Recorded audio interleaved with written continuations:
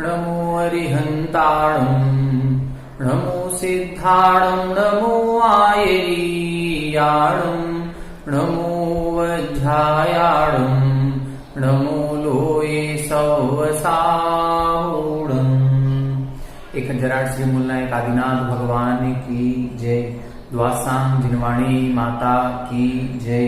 आचार्य श्रेष्ठ आचार्य गुरुवर श्री 108 विद्यासागर जी महाराज की जय। जगत पूज्य निर्यापक श्रमण मुनि पुंगव श्री 108 सुधा सागर जी महाराज की जय। समस्त मुनि संघ की जय। श्रीमन्तमानं यजिनेन्द्रदेवं परं पवित्रं वृषभं गणेशं स्याद्वादवारां निधिचन्द्रबिम्बं भक्तामरस्यार्चनमात्मसिद्ध्यै वक्ष्ये सुवीरं करुणार्णवं च श्रीभूषणं केवलज्ञानरूपम् अलक्ष्यलक्ष्यं प्रणमाम्यलं वै भक्तामरं सिद्धवधूप्रियं वै। आदौ भव्यजनेनैवं गत्वा चैत्यालयं प्रति नन्तव्यः परया भक्त्या सर्वज्ञः शुद्धलक्षणः। ततः सद्गुरुमानम्य विनयानतचेतसा प्रार्थना सुकृता भव्यैः पूजायै भावशुद्धितः। दीयतां सुगुरो आज्ञा पूजां कर्तुं शुभां वरम् इत्युक्ते गुरुणा वाणी विधिर्भक्तामरस्य वै। श्रीखण्डा गुरुकर्पूर नारिकेलफलानि च प्रचुराक्षतपुष्पौघा नक्षताञ्चरुसञ्चयान् मेलयित्वा प्रमोदेन चन्द्रोपमध्वजादिकान् दीपान् धूपान् महावाद्य गीतरावविराजितान् तोरणैर्मणिसन्नद्धैरुज्ज्वलैश्चामरैस्तथा मण्डपैः पञ्चवर्णैश्च द्रव्यैर्मङ्गलसूचकैः वसुदेवमिते कोष्ठे वर्तुलाकारमण्डिते रचयेद्वेदिकां तत्र श्रीजिनार्चनहेतवे।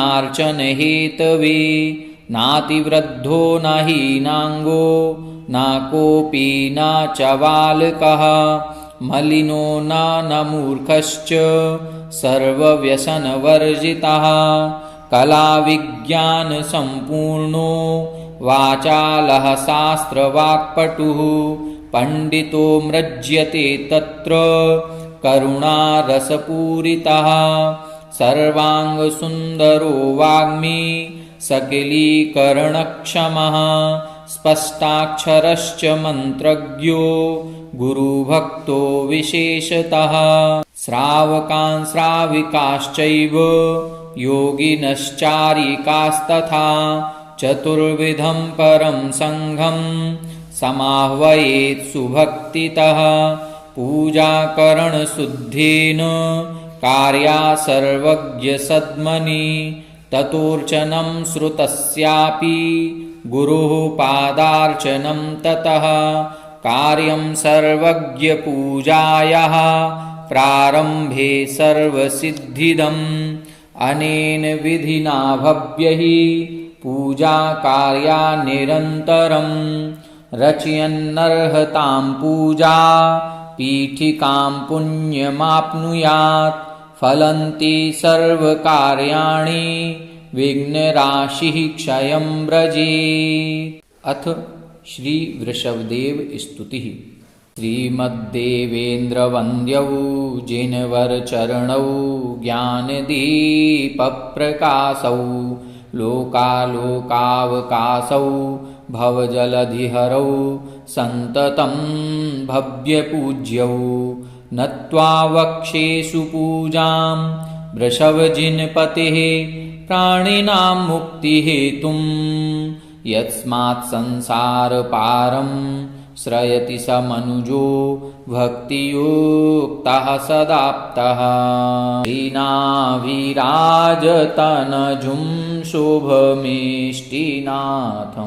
पापापहं मनुजनागसुरेशसेव्यं संसारसागरसुपोतसमं पवित्रं वन्दामि भव्यसुखदं वृषभं जिनेशं यस्यात्र नाम जपताः पुरुषस्य लोके पापं प्रयाति विलयं क्षणमात्रतो हि सूर्योदये सति यथा तिमिरस्तथास्तं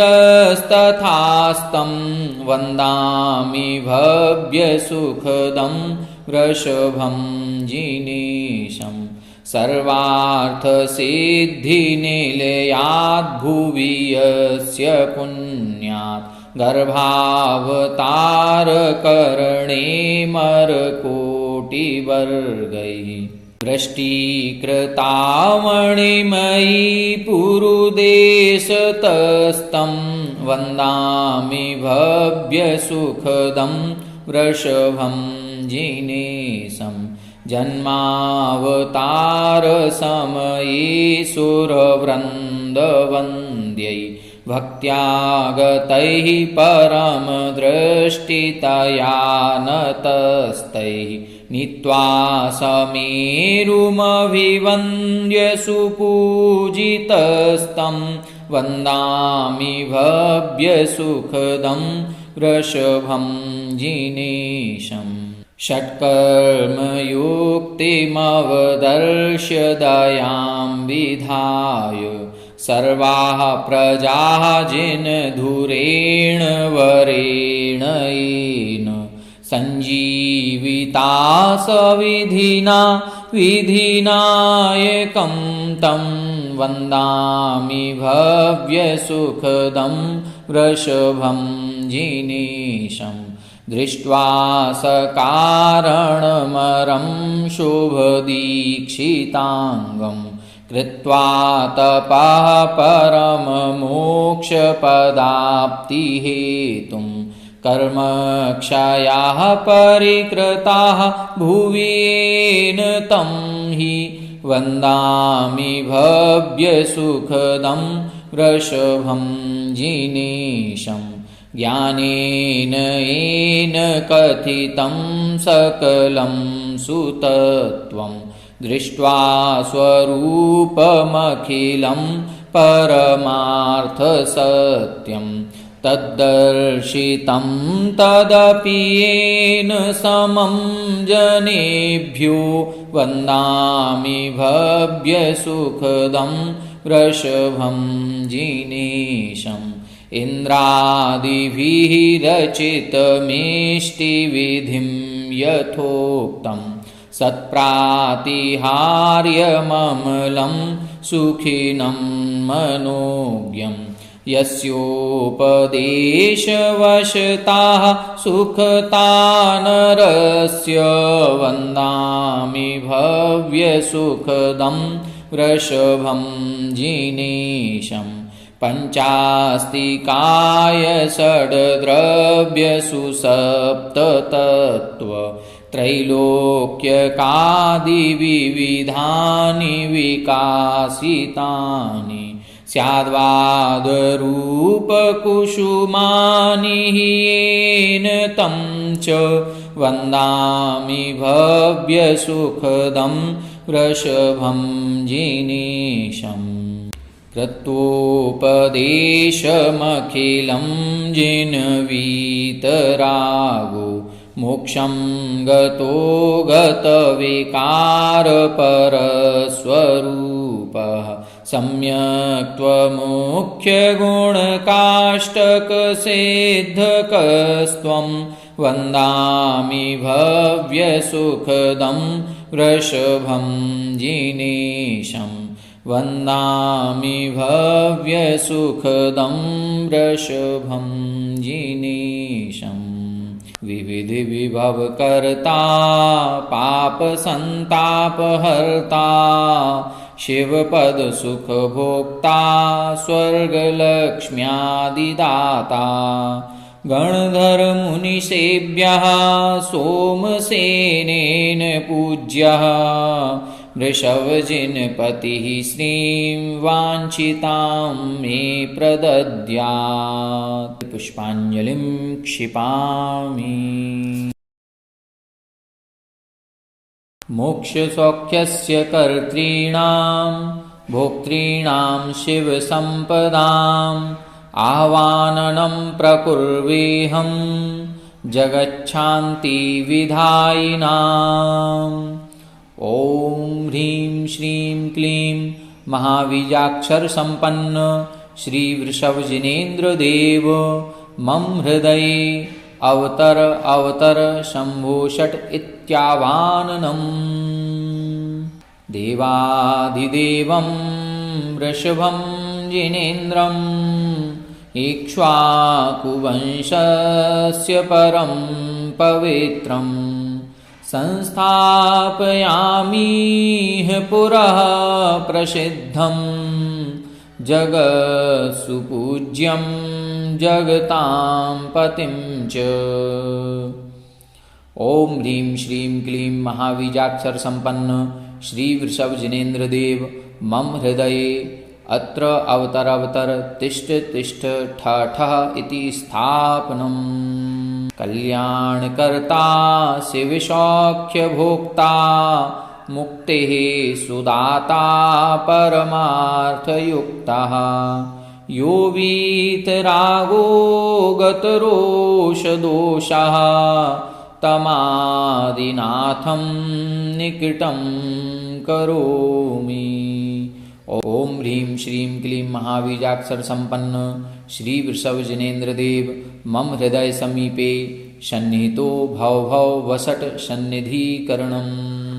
गाङ्गेया यमुना हरे सुसरितां सीता नदीया तथा क्षीराब्धि प्रमुखाब्धितीर्थमहिता नीरस्य हेमस्य च आम्भोजीयपरागवासितमः गन्धस्य धारा सती देया श्रीजिनपादपीठकमलस्याग्रे सदा पुण्यदा। ॐ ह्रीं परम शांति विधायकाय हृदय स्थिताय श्री वृषभजिनचरणाय जन्म जरा मृत्यु विनाशनाय जलम निर्वपामीति स्वाहा। श्रीखण्डाद्रिगिरौ भवेन गहिने रीक्षैः शुभ्रक्षैर्घनैः श्रीखण्डेन सुगन्धिना भवभृतां सन्तापवेच्छेदिना काश्मीरप्रभवैश्च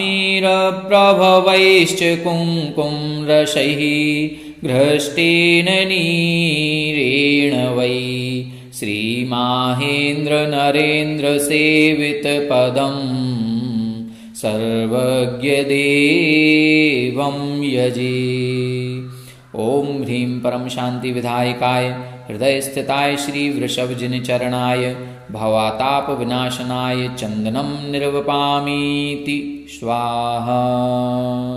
श्रीशाल्युद्भवतण्डुलैः सुविलस गन्धैर्जगल्लोभकैः श्रीदेवाब्धिस्वरूपहारधवलैर्नेत्रैर्मनोहारिभिः सौधौतैरतिषुक्तजातिमणिभिः पुण्यस्य भागैर्व चन्द्रादित्यसमप्रभं प्रभुमहो संचर्चयामो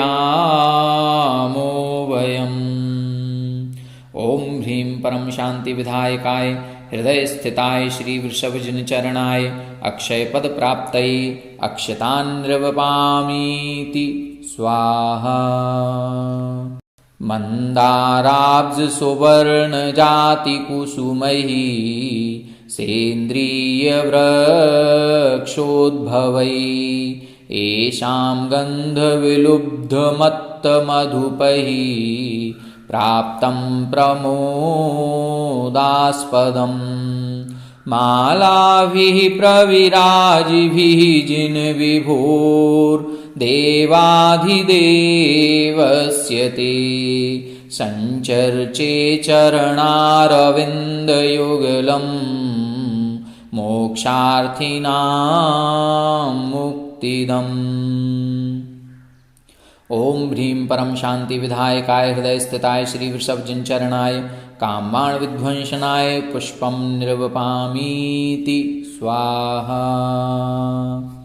शाल्यन्नं घृतपूर्णशर्पिसहितं चक्षुर्मनोरञ्जकं सुस्वादुं त्वरितोद्भवं मृदुतरम् क्षीराज्यपक्वं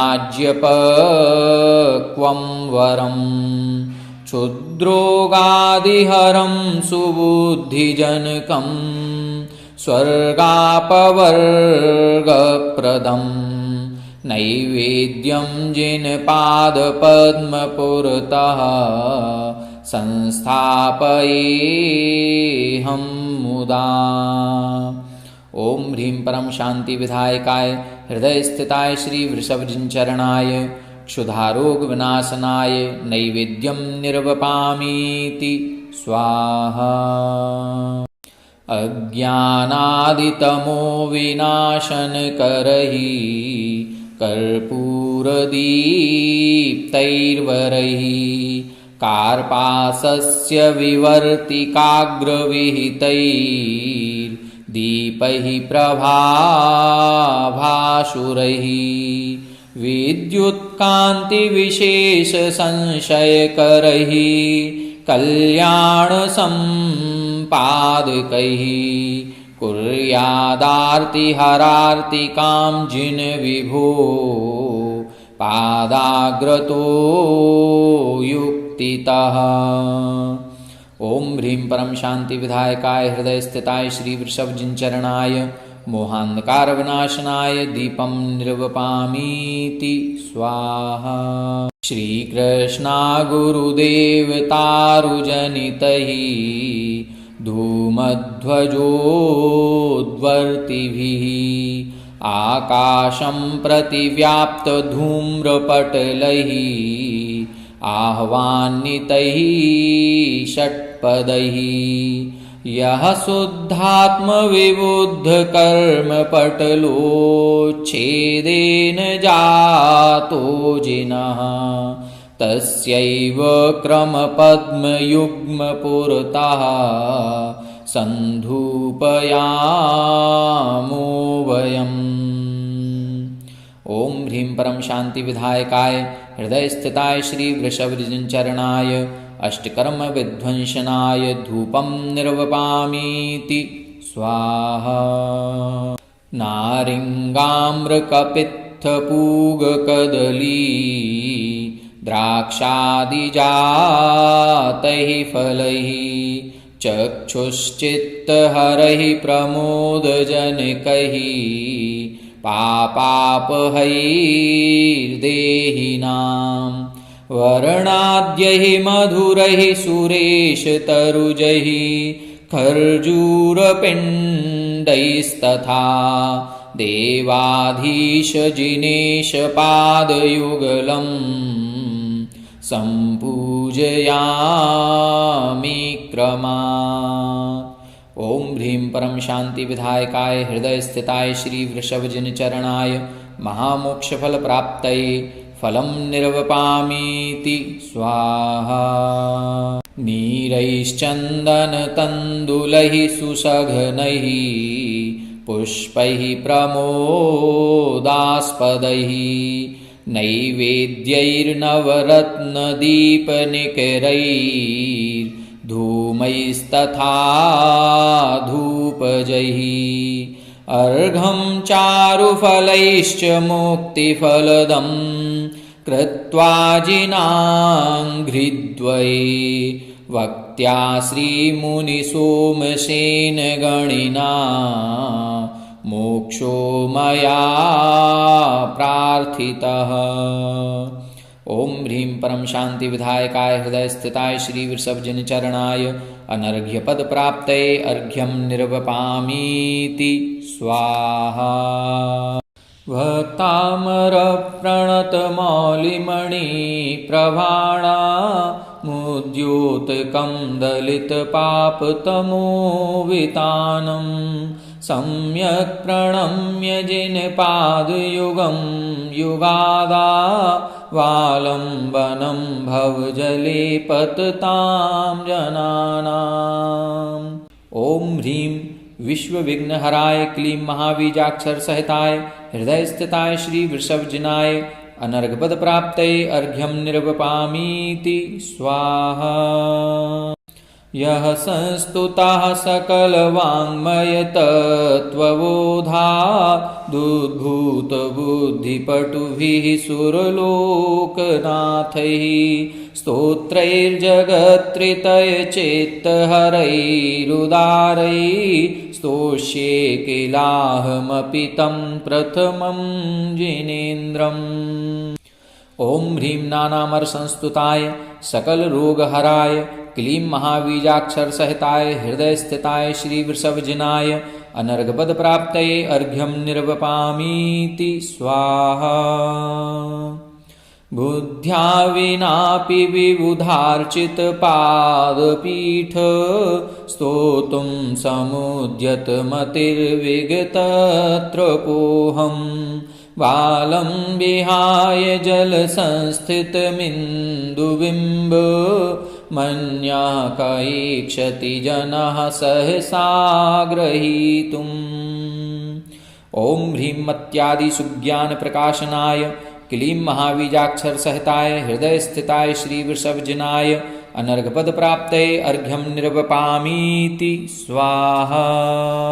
वक्तुं गुणान् गुणसमुद्रशशाङ्ककान्तान् कस्ते क्षमः सुरगुरुप्रतिमोऽपि बुद्ध्या कल्पान्तकालपवनोद्धतनक्रचक्रं को वा तरीतुमलमम्बुनिधिं भुजाभ्याम्।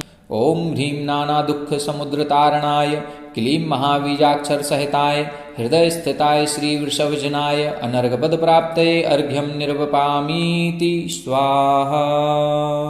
सोऽहं तथापि तव भक्तिवशान्मुनीश कर्तुं स्तवं विगतशक्तिरपि प्रवृत्तः प्रीत्यात्मवीर्यमविचार्य मृगेन्द्रं नाभ्येति किं निजशिशोः परिपालनार्थम्।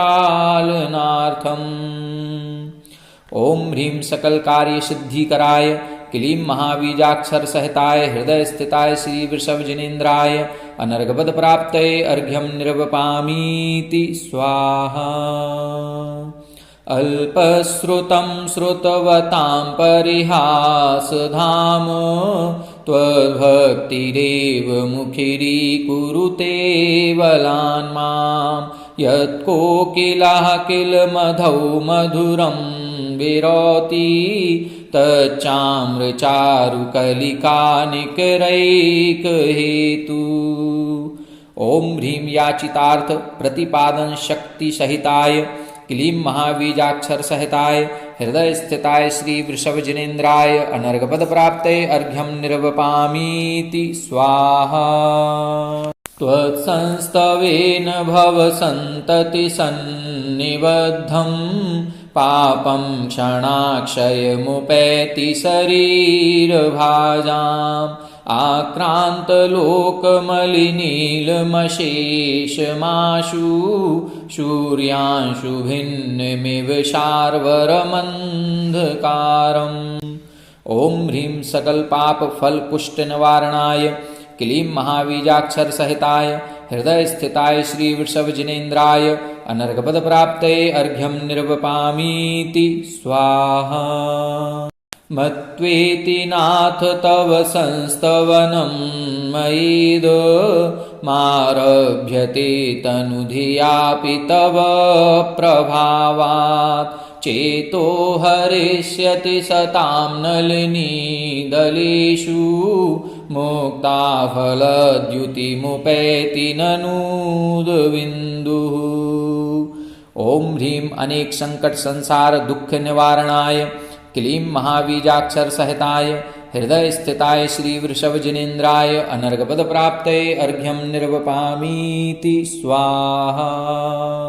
जलकुसुम सुगन्धैरक्षतैर्दीपधूपैर्विविह फल निवेद्यैरर्चयामिह देवम् सुरनरवरसेव्यं दोहदानां वरेशं शिवसुखपदधामं प्राणिनां प्राणनाथम्। ॐ ह्रीं अष्टदलकमलाधिपतये श्रीवृषभजिनेन्द्राय अनर्घपद प्राप्तये अर्घ्यं निर्वपामीति स्वाहा। आस्तां तव स्तवनमस्तसमस्तदोषं त्वसङ्कथापि जगतां दुरितानि हन्ति दूरे सहस्रकिरणः कुरुते प्रभैव पद्माकरेषु जलजानि विकासवाञ्जी। ॐ ह्रीं सकलमनोवाञ्छितफलदात्रे क्लीं महाबीजाक्षर सहिताय हृदय स्थिताय श्री वृषभजिनेन्द्राय अनर्घपद प्राप्तये अर्घ्यं निर्वपामीति स्वाहा। नात्यद्भुतं भुवनभूषणभूतनाथ भूतैर्गुणैर्भुवि भवन्तमभीष्टुवन्तः तुल्या भवन्ति भवतो ननु तेन किं वा भूत्याश्रितं य एहनात्मसमं करोति। ॐ ह्रीं अर्हं जिनस्मरण जिनसम्भूताय क्लीं महाबीजाक्षर सहिताय हृदय स्थिताय श्री वृषभजिनेन्द्राय अनर्घपद प्राप्तये अर्घ्यं निर्वपामीति स्वाहा। दृष्ट्वा भवन्तमनिमेषविलोकनीयं नान्यत्र तोषमुपयाति जनस्य चक्षुः पीत्वा पयः शशिकरद्युतिदुग्धसिन्धो क्षारं जलं जलनिधिरसितुं कैक्षेत्। ॐ ह्रीं सकल तुष्टि पुष्टिकराय क्लीं महाबीजाक्षर सहिताय हृदय स्थिताय श्री वृषभजिनेन्द्राय अर्घ्यं निर्वपामीति स्वाहा। यहि शान्तरागरुचिभिः परमाणुभिस्त्वं निर्मापितस्त्रिभुवनैकललामभूत तावन्त एव खलु तेऽप्यणवः पृथिव्यां यत्ते समानमपरं न हि रूपमस्ति। ॐ ह्रीं वाञ्छित रूप फल शक्तये क्लीं महाबीजाक्षर सहिताय हृदय स्थिताय श्री वृषभजिनेन्द्राय अनर्घपद प्राप्तये अर्घ्यं निर्वपामीति स्वाहा। वक्त्रं क्वते सुरनरोरगनेत्रहारी निःशेष निर्जित जगत्त्रितयोपमानम्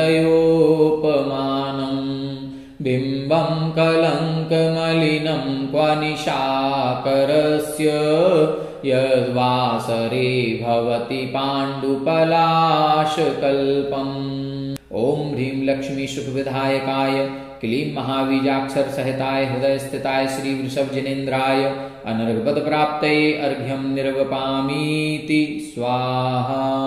सम्पूर्णमण्डल शशाङ्ककलाकलाप शुभ्रागुणास्त्रिभुवनं तव लङ्घयन्ति ये संश्रितास्त्रिजगदीश्वरनाथमेकं कस्तान् निवारयति सञ्चरतो यथेष्टम्।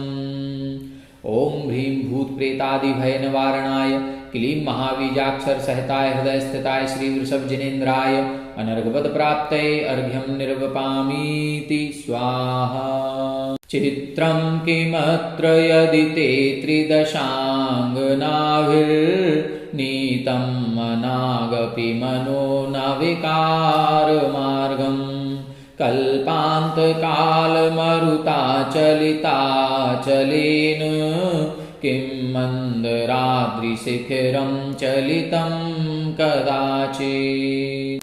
ओम ह्रीं मेरुवत् मनोबलकरणाय क्लीं महाबीजाक्षर सहताय हृदय स्थिताय श्री वृषभ जिनेन्द्राय अनर्घपद प्राप्तये अर्घ्यं निर्वपामीति स्वाहा।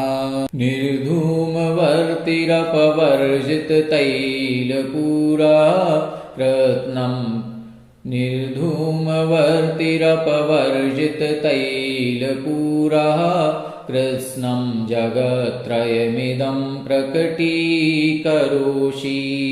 गम्यो न जातु मरुतां चलिताचलानां दीपो परस्त्वमसि नाथ जगत्प्रकाशः। ओम ह्रीं त्रैलोक्यलोकवशंकराय क्लीं महाबीजाक्षर सहताय हृदय स्थिताय श्री वृषभ जिनेन्द्राय अनर्घपद प्राप्तये अर्घ्यं निर्वपामीति स्वाहा।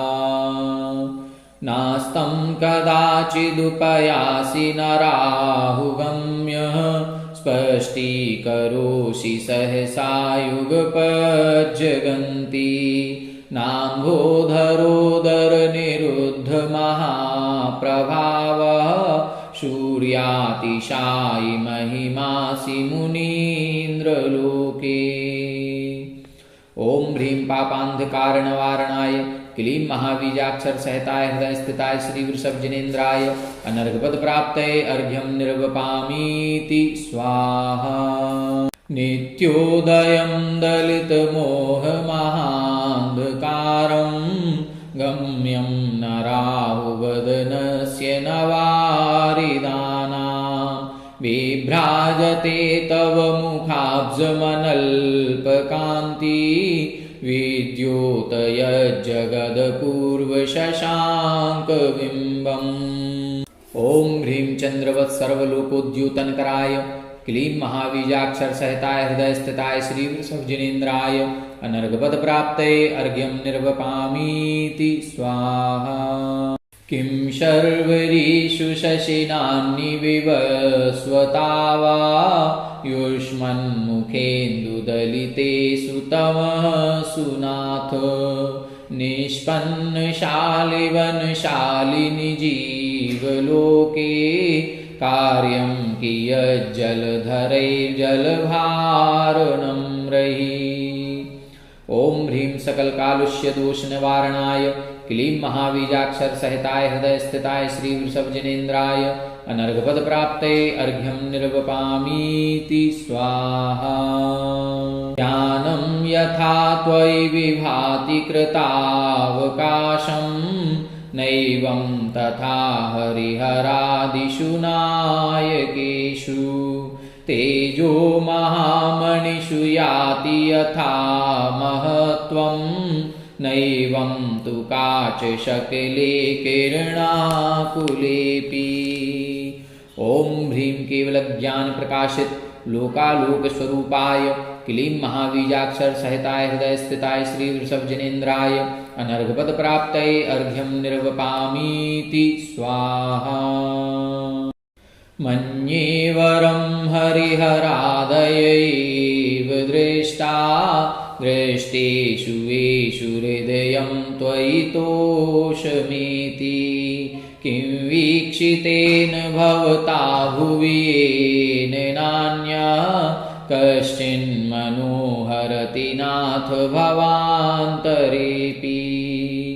ओम ह्रीं सर्वदोषहर शुभदर्शनाय क्लीं महाबीजाक्षर सहताय हृदय स्थिताय श्री वृषभ जिनेन्द्राय अनर्घपद प्राप्तये अर्घ्यं निर्वपामीति स्वाहा। स्त्रीणां शतानि शतसो जनयन्ति पुत्रान् नान्यासुतं तदुपमं जननी प्रसूता सर्वादिशो दधति भानि सहस्ररश्मिं प्राच्येव दिग्जनयते स्फुरदंशुजालम्। ओम ह्रीं अद्भुत गुणाय क्लीं महाबीजाक्षर सहिताय हृदय स्थिताय श्री वृषभ जनेन्द्राय अनर्घपद प्राप्तये अर्घ्यं निर्वपामीति स्वाहा।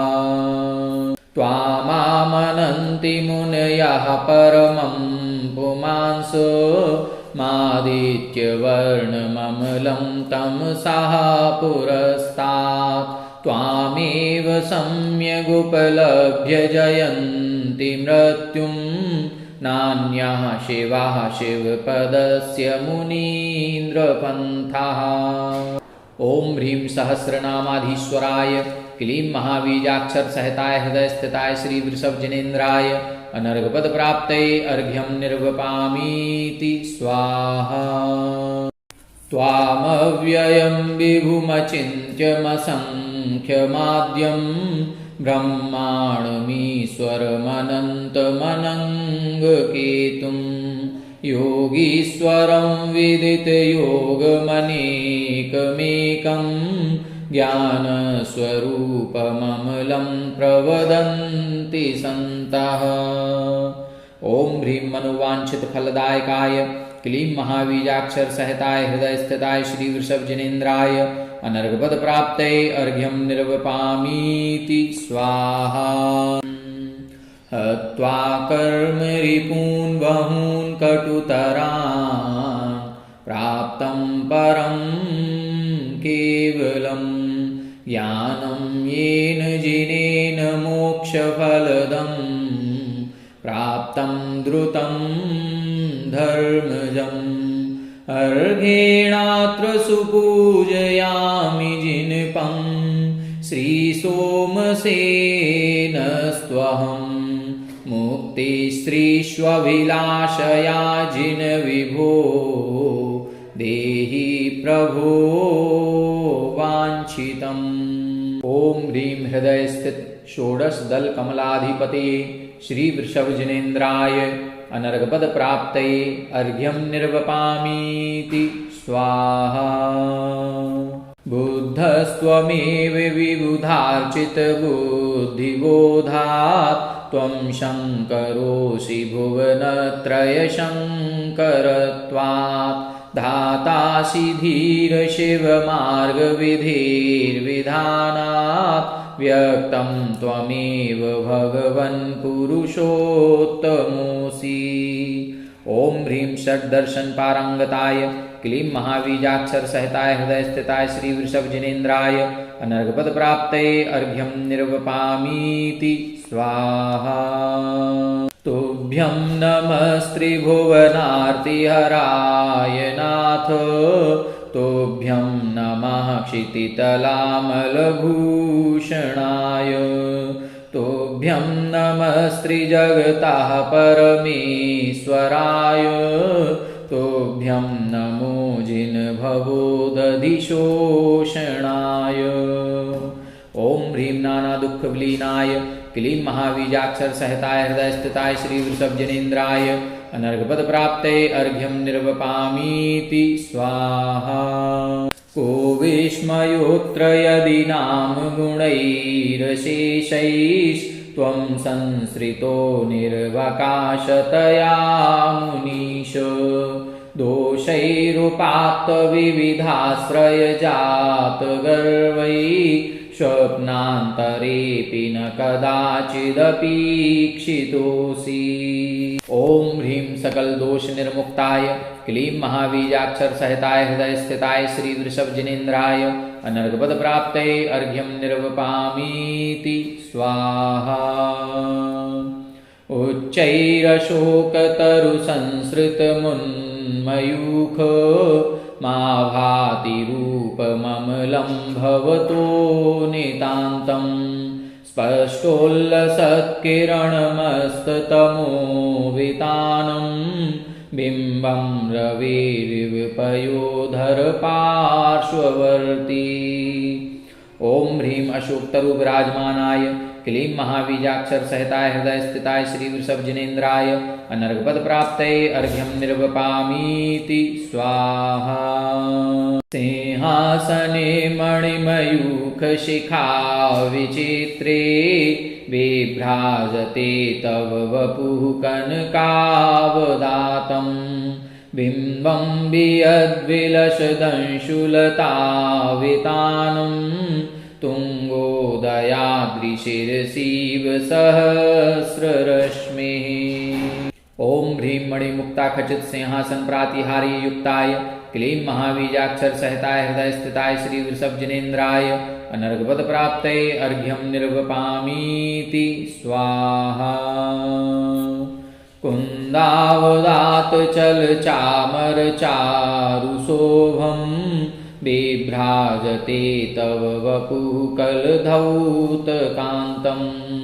उद्यच्छ शाङ्कशुचिनिर्झरवारिधार मुच्चैस्तटं सुरगिरिर्विशातकौम्भम्।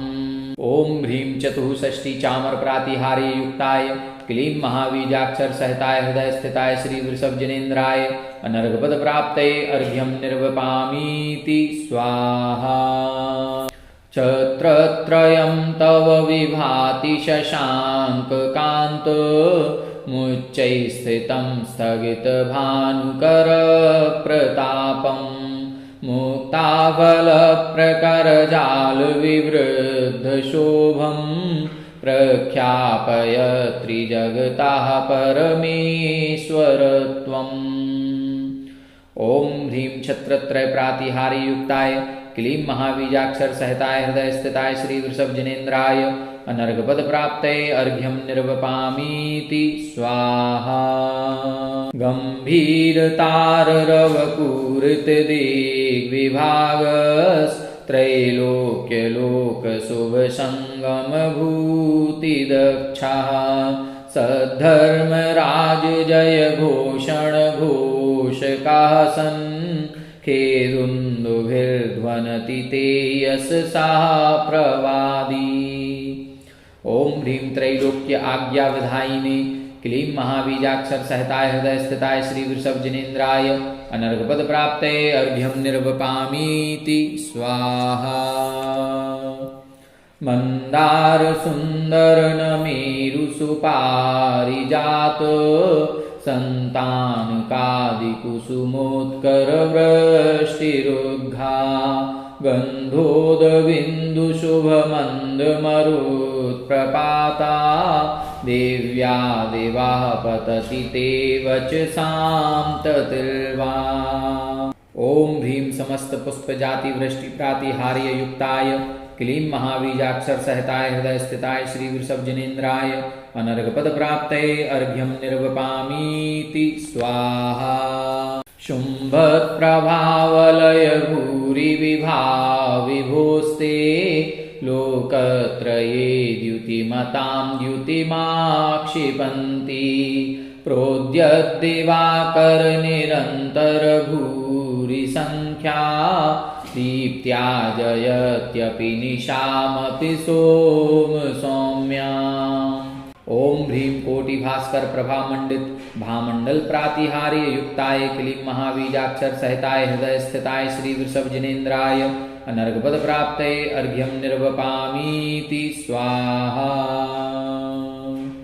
स्वर्गापवर्गगम मार्ग विमार्गणेष्ट सद्धर्म तत्व कथनैकपटु स्त्रीलोक्यः देव्यध्वनिर्भवति ते विशदार्थ सर्व भाषा स्वभाव परिणाम गुणैः प्रयुज्यः।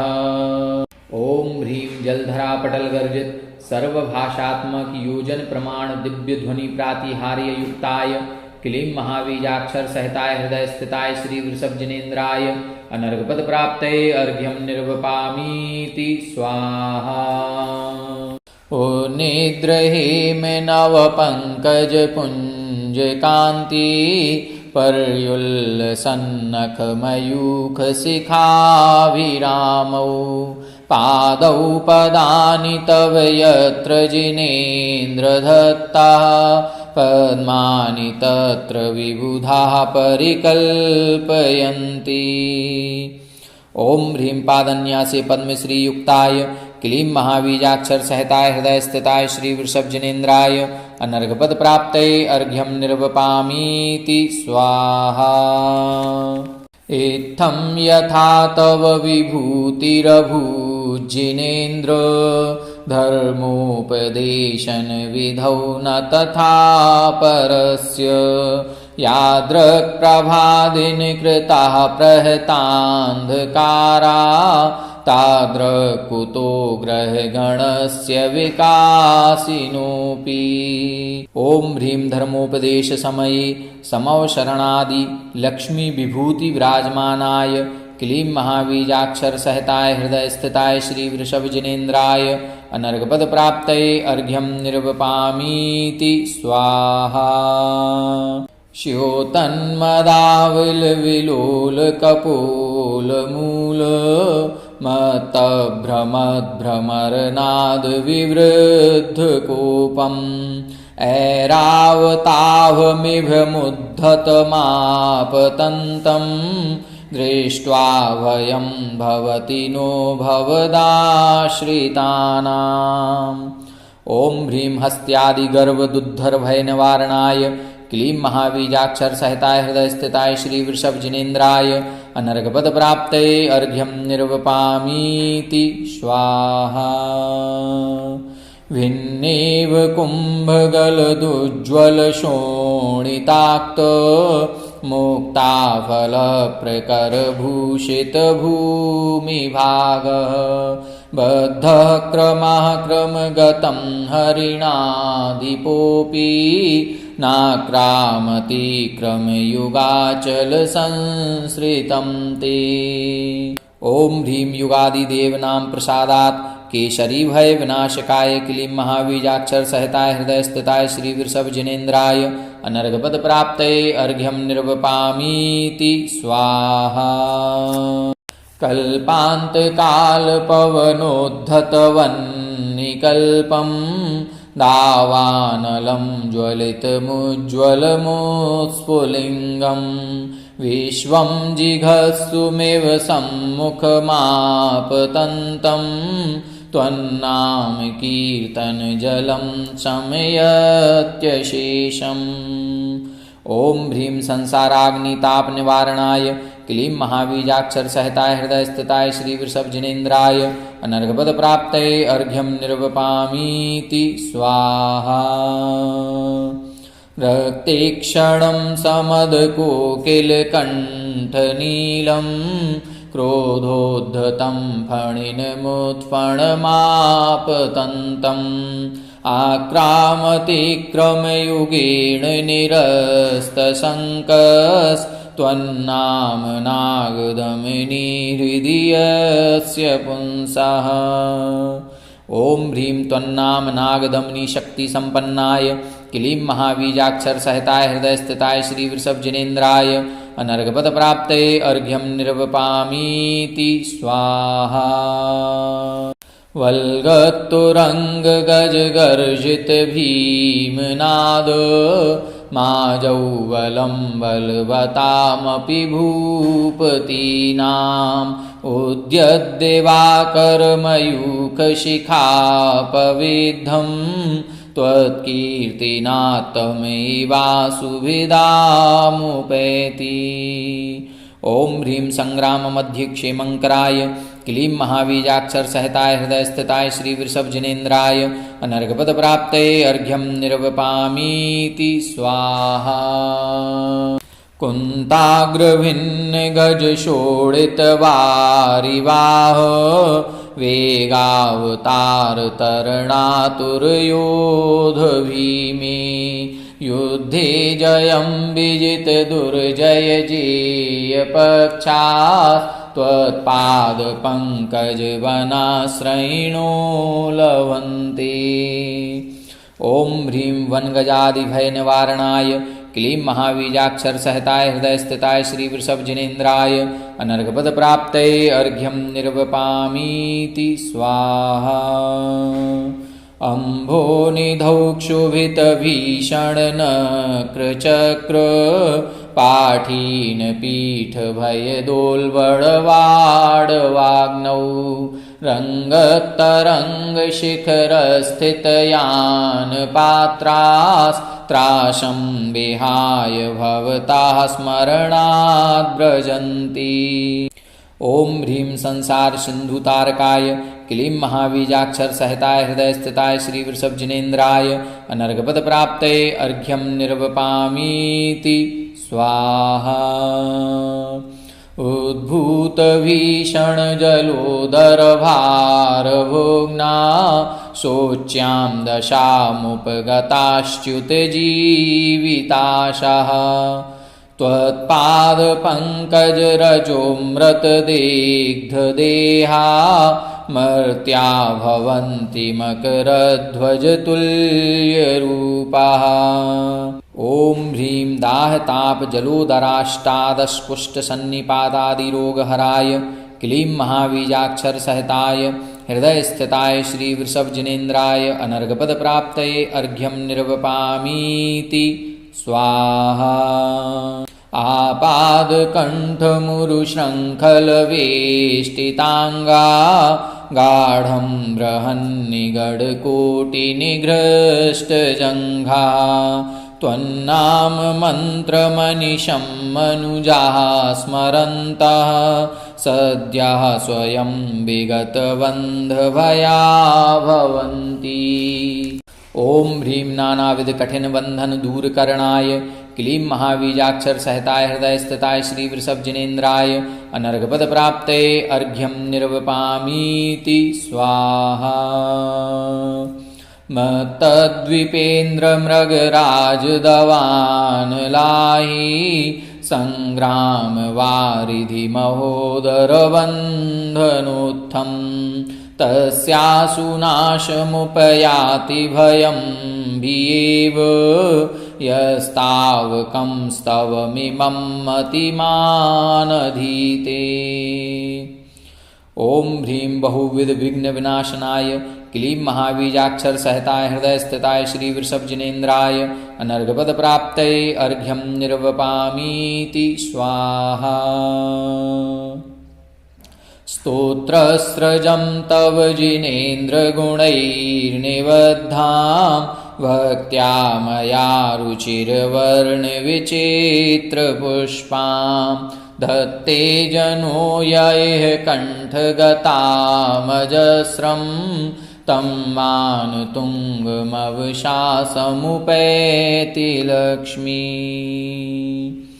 ओम ह्रीं सकल कार्य साधन समर्थाय क्लीं महाबीजाक्षर सहिताय हृदय स्थिताय श्री वृषभ जिनेन्द्राय अनर्घपद प्राप्तये अर्घ्यं निर्वपामीति स्वाहा। नानाविघ्नहरं प्रतापजनकं संसारपारप्रदं संस्तुत्यं श्रीदं करोमि सततं श्रीसोमसेनाप्यहम् पूर्णार्घेण मुदा सुभव्यसुखदम् आदिस्वराख्यापरं हीरापण्डितसुपरोधवशतः स्तोत्रस्य पूजाविधिम्। ओम ह्रीं हृदय स्थिताय चतुर्विंशतिदलकमलाधिपतये क्लीं महाबीजाक्षर सहिताय श्री वृषभ जिनेन्द्राय अनर्घपद प्राप्तये अर्घ्यं निर्वपामीति स्वाहा। वरसुगन्धसुतन्दुलपुष्पकैः प्रवरमोदकदीपकधूपकैः फलभरैः परमात्मप्रदत्तकं प्रवियजे जयदं धनदं जिनम्। ओम ह्रीं हृदय स्थिताय अष्टचत्वारिंशत् दलकमलाधिपतये क्लीं महाबीजाक्षर सहिताय श्री वृषभजिनेन्द्राय अनर्घपदप्राप्तये अर्घ्यं निर्वपामीति स्वाहा। जलगन्धाष्टभिर्द्रव्यैर्युगादिपुरुषं यजे सोमसेनेन संसेव्यं तीर्थसागरचर्चितम् इत्याशीर्वादाः परिपुष्पाञ्जलिं क्षिपामि। शुभदेशे शुभङ्कर कौशलकं पुरुपट्टनमध्य सरोजसमं नृपनाभिनरेन्द्रसुतं सुधियं प्रणमामि सदा वृषभादिजिनं कृतकारितमोदनमोदधरं मनसा वचना शुभकार्यपरं दुरितापहरं चामोदरकं प्रणमामि सदा वृषभादिजिनं तव देव सुजन्मदिने परमं वरनिर्मितमङ्गलद्रव्यशुभं कनकाद्रिषु पाण्डुकपीठगतिं प्रणमामि सदा वृषभादिजिनं व्रतभूषणभूरिविशेषतनुं करकङ्कणकाञ्जलनेत्रचरणं मुकुटाब्जविराजितचारुमुखं प्रणमामि सदा वृषभादिजिनं ललितास्य सुराजितचारुमुखं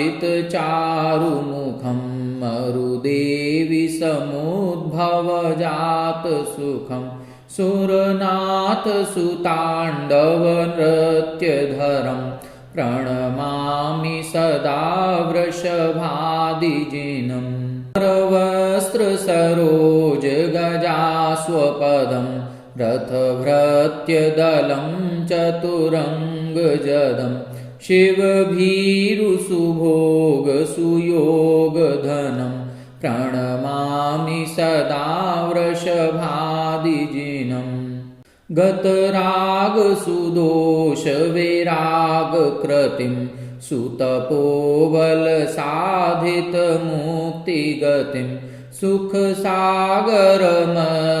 सदा निलयं प्रणमामि सदा वृषभादिजिनं सुसमोशरणेरतिरोगहरं परिसदृशयोग्मसुदेव्यध्वनिं कृतकेवलज्ञानविकासतनं प्रणमामि सदा वृषभादिजिनम् उपदेशसुतत्वविकासकरं कमलाकरलक्षणपूर्णभरं भवित्राशितकर्मकलङ्कहरं प्रणमामि सदा वृषभादिजिनं जिनदेहि सुमोक्षपदं सुखदं घनघातिघनाघनवायुपदं परमोत्सवकारितजन्मदिनं प्रणमामि सदा वृषभादिजिनं संसारसागरोत्तीर्णं मोक्षसौख्यपदप्रदं नमामि सोमसेनार्च्य मादिनाथं जिनेश्वरम्। ओम ह्रीं पूजा कर्तुः कर्मनाशनाय आगत विघ्न भय निवारणाय अनर्घपद प्राप्तये अर्घ्यं निर्वपामीति स्वाहा। सा भवति जिनदेवः पंचकल्याणनाथः कलिलमलसुहर्ता विश्ववेघ्नौघहन्ता शिवपदसुखहेतुः नाभिराजस्य सूनुः भवजलनिधिपोतो विश्वमोक्षाय नाथः। इति दीर्घायुरस्तु शुभमस्तु सुकीर्तिरस्तु सद्बुद्धिरस्तु धनधान्य समृद्धिरस्तु आरोग्यमस्तु विजयोस्तु महोस्तु पुत्र पौत्रोद्भवोस्तु तव सिद्धिपति प्रसादात् इत्याशीर्वादः परिपुष्पाञ्जलिं क्षिपामि।